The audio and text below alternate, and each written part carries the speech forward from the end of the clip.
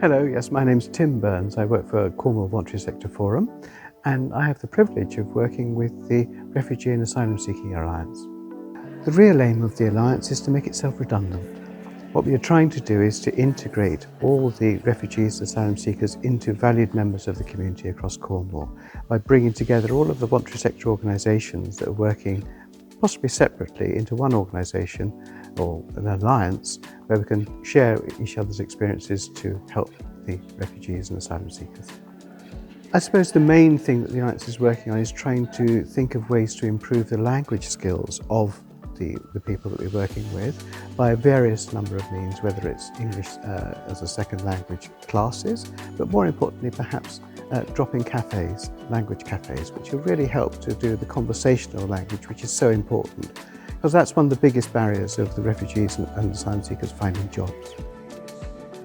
It's so important to listen. We have very strong ideas of what we think people may need, but that is not necessarily what is actually the case.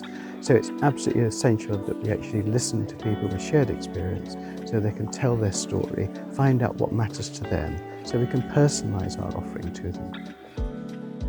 The Alliance is looking for lots of different support mechanisms for those working in the field. One is actually drawing more on personalised budgets. And the second one is looking at how we can support the families who are so generously hosting Ukrainian families.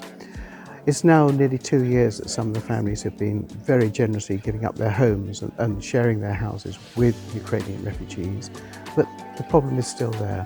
And so these people need support as much as anyone. The worst thing that can happen is that people can feel isolated and alone. So we're building up networks where they can share their experiences and support each other to help make sure no Ukrainian family has to be made homeless. There's such an incredibly wide range of different organisations in Cornwall that are doing amazing work supporting refugees. Some of them are working in isolation though, by the very nature of the geography of Cornwall.